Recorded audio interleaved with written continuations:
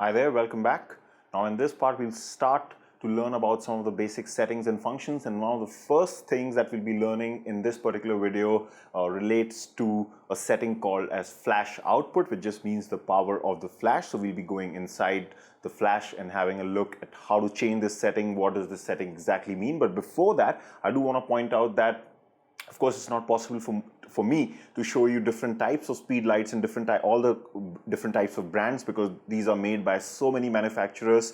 So the point is that it does not really matter which particular brand of the external flash you have. For example, I will be using a flash called it's by a company called Neewer, and this is the Neewer 752, and this is a pretty popular flash, though not very popular. But the reason why I'm using it for this course and many of the videos is because the functions inside it are very easily laid out, so it's very easy to understand for beginners. I also have the SB700 flash by Nikon. I could have shown that also, but the functions are slightly complex in that. So when I say complex, I'm just talking about the way the buttons are placed and the way the settings are accessed. So these can change from flash to flash, but overall the settings and the functions and the main settings and functions will pretty much remain the same. So you should not have a problem in trying to figure out whatever I'm showing you through this flash.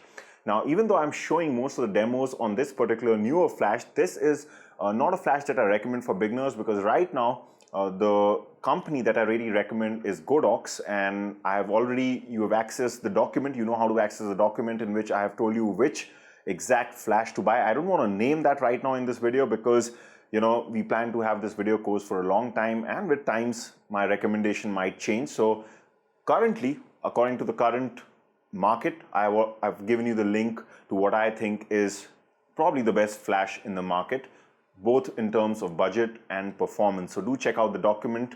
You already know how to access it, and through it you'll come to know which flash is really good right now. Right, but you already might have a speed light or a flash of your own. That's perfectly fine. Like I said, it won't really matter. So let's get started, and let's look at the first setting, which is gonna be mainly have to do with the flash output, and we're also gonna be talking about something called as the mode of the flash. So let's see what this works. So first of all, this is your flash, and this will have some type of a battery, usually a AA battery, rechargeable battery, that will go inside the flash, and then you can switch this on. Of course, we're just going to be taking a close look at all this also, but all these are just very basics. And of course, this goes on top of your camera's hot shoe, and later on we'll be also seeing how to fire this off the camera. We have a separate section for that, but just to start out, you can just put this on the camera, and there'll always be a locking mechanism. This one has a rotating locking mechanism. Some flashes have a switch to lock, but do make sure that you lock it so that your flash doesn't fall off the camera if you were to tilt it. So now I've locked it, and now let's go inside this flash and let's actually see how it looks. So you can see here that you're seeing some numbers, you're seeing some settings here, and we're going to focus on flash output or the power of the flash. But before that, in your flash, you're always going to find some button which is going to talk about mode.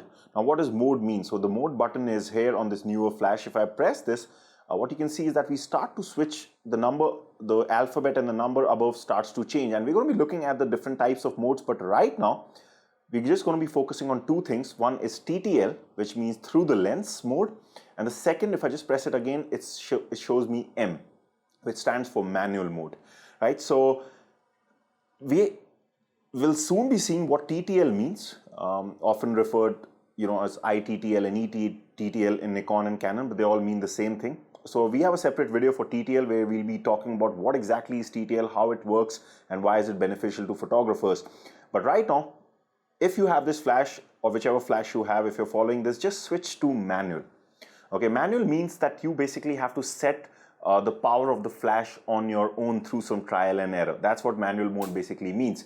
And the TTL mode basically means that, like I said, we'll be seeing this later in detail, but TTL means it's more of an automatic mode where the flash is intelligent enough to guess what power is required. But right now, I want you to just select M like this, and then what you'll see is you'll definitely see a number with some fractions like this, and this is your flash output. And what that basically means is that we're talking about the power of the flash, and this can be changed. See here. So for example, when it's 1 by 1, it means that we are firing this flash at the full power. and this works in stops, and what that means is I can decrease it and I can make it half. That means now the light thrown by this flash will be half as what was before when we ultimately fire this flash. Again, if I press down again, it'll go to 1/4. That's half of half, right? So everything reduces in half, and this is referred to as a stop of light in photography. So whenever someone says a stop of light, they basically, so if something increases by a stop of light, you're increasing it, or you're doubling the amount of light. Like for example, going from 1/4 power to half power, from half to 1, you're basically doubling it. Or you can reduce a stop of light, and that is by decreasing it by half. That means you're cutting down half the amount of light. But I just told you this just for a formality purpose. Even if you don't understand what a stop means, that's perfectly fine. Just in very layman terms, what we're doing here is that we're changing the power of the flash. I'm decreasing it right now, or I can increase it, right? So the highest is 1/1, that means full power, half power, 1/4 power, and it keeps on going down. And in most of the flashes, it'll go down up till 1/128th of the power.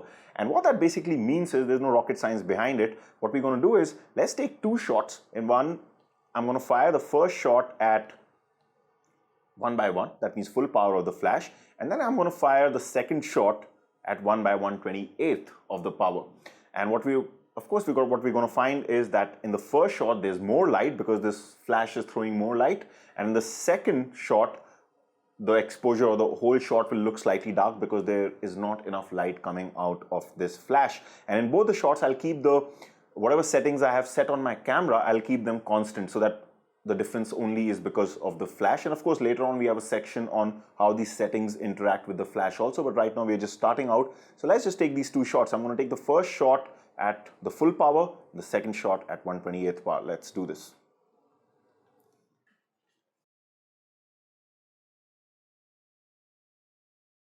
Alright, so let's look at the shots that we just took. Now I just didn't take 1/1 and 1/128th as I told you. I've actually ended up taking all the shots at the different powers that we saw, just so that we can gradually see the shots changing. So this first shot that you're seeing is fired at the full power. So this is 1/1, and what you can immediately see is that there's a lot of light. So we're firing the flash at full power, and therefore a lot of light has come, and this photo is definitely very overexposed. Now one thing I should mention, as I just mentioned beforehand, is that in all these shots that you're going to see, the settings have remained the same. That means the aperture, shutter speed, and ISO have been constant. So the only variable factor is the flash output.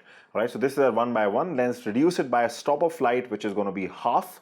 So you can see just slightly the exposure goes down. So we're firing less amount of light now. Then this is at 1/4. This is the moment when it kind of starts to look fine.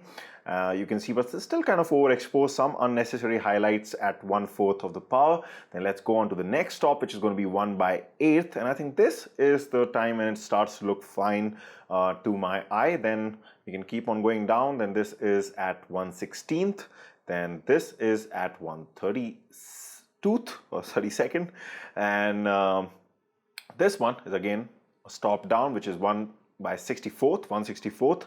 And then finally the least that the flash goes to, which is 1/128th, and you can see that this is almost, very underexposed. So you can see that the flash output is reducing and our photo is just getting darker and darker. So it's pretty easy to understand. Now the thing here is that because we are using manual mode, we have to do this trial and error and guess what the correct output is, and then set the flash to that and fire it. What you're going to learn in the next video is that there's an easier way to do this, and which is by learning what TTL is, or through the lens mode is. Remember that mode that was available on our flash, because what you're going to learn there is that you won't have to do this trial and error. Your flash will be intelligent enough to fire the flash, to fire it in such a way that it generates the right amount of output for the scene. But we're going to be learning all that in the next video when we learn about TTL. I'm going to see you there. Bye for now.